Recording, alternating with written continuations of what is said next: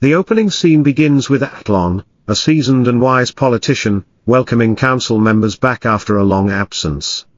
The council members enter the circular meeting room one by one, taking their seats and returning Atlon's greeting warmly. Only the young king is absent, sending a copy in his place, an action Atlon considers arrogant and foolish. With his keen perception, Atlon quickly notices the obvious age difference between the young king and his copy, further irritating him. However, Atlon decides to overlook this and focus on the main issue of the meeting. The representative of Anon, a teddy bear-like creature, begins reporting on their research of the Guans, beings they call Hellworlders. Anon explains that they have equipped a new type of ship with advanced modules to monitor the Guan's planet and eavesdrop on distant communications, avoiding the crude and easily detectable methods used previously. However, they face a significant challenge in translating the Guan's language, which constantly changes, baffling even the top linguists. The Guan's messages seem to transform incessantly, sometimes flowing like a gentle river through their lips, other times erupting like fierce flames. A mushroom-shaped council member fearfully realizes that the Guans may have discovered they're being spied on and are changing their language to deceive them, causing panic throughout the meeting room. Members worry that the Guans might know their location and are planning an attack. Some members even cry, unable to contain their fear. Meanwhile, Atlon, with his wisdom, tries to remain calm and persuade everyone that they shouldn't panic and need to gather resources, staying away from the Guans until they're strong enough to confront them. Atlon reminds them that the last attack on the Guan's planet occurred millions of years ago, and they're not sure if the Guans are seeking revenge or simply wanting to expand their influence. Therefore, he suggests they should wait and prepare carefully before taking any action. Anon's representative also emphasizes that they're monitoring the Guan's planet from a safe distance of about 2 light years. However, Atlon remains concerned about the risk of detection and decides to discuss privately with Anon to prevent the continuation of this dangerous mission.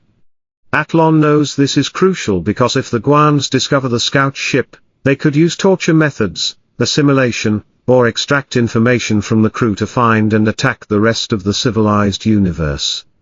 With his wisdom and experience, Atlon is determined to ensure they don't gamble their people's lives on an overly dangerous and unnecessary mission. Riker, a young and talented xenologist researcher, was assigned to the Spectre-class scout ship, the most advanced vessel of the Anon Alliance. Lured by promises of excitement, honor, and recognition, she quickly accepted the mission, but reality brought her a completely opposite feeling. Instead of thrilling adventures, Riker faced prolonged boredom and anxiety. She found herself trapped on a disguised ship in the midst of space, far from everything familiar. Her role was to study the Guans, mysterious and frightening creatures. Her proximity to their home planet only intensified her fear. Riker couldn't stop thinking about the threat the Guans could pose, a threat perhaps underestimated in reality. She observed that the Guans were rapidly expanding their territory, and developing their technology. They were building domed settlements on a barren red planet, transforming it into a new world for their dark goddess. The fact that they could create and transform worlds like gods made her shudder. Riker worried that if not stopped, the entire galaxy would be turned into assimilated worlds, making her feel the heavy responsibility on her shoulders. As she was deep in thought, the ship suddenly experienced a power failure. Lights went out, screams and cries echoed from deep within the ship, creating a chaotic and frightening atmosphere. Riker was interrupted by the engineering team, who informed her that this was just a minor issue and would be fixed soon. However, she couldn't stop worrying about the ship sending an automatic distress signal, a signal that could be detected and tracked by the Guans. She understood that this signal was strong enough to transmit to civilized space and easily detectable by the Guans. Fear enveloped her as she thought about the possibility of the Guans using this information to find and destroy them. Riker tried to stay calm and wait for the situation to be resolved, hoping that the technical team would quickly fix the problem and the ship would escape this dangerous situation.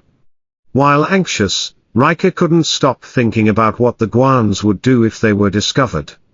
They might eat them, suck out their souls, or worse, assimilate them to learn about the Anon Alliance's system. Thinking about all these worst-case scenarios made Riker feel extremely pressured and stressed. She knew she needed to complete her report as soon as possible to send back to the Council. The survival of the entire galaxy could depend on the information she gathered. While trying to keep her mind clear and not get swept up in fear, she hoped that the distress signal would not be detected by the Guans, and that her team would be rescued soon before things got worse. Riker knew she had to be strong and determined, as she was fighting not only for her own survival but also for the future of the civilized universe. After the power failure on the scout ship and the automatic distress signal was sent, Riker and the entire crew were overwhelmed by fear of being discovered by the Guans. The captain quickly reassured everyone through the ship's communication system, requesting all personnel to gather in the dining hall for a headcount and situation briefing. When Riker arrived at the dining hall, she noticed most of the crew was already present, creating a heavy and anxious atmosphere.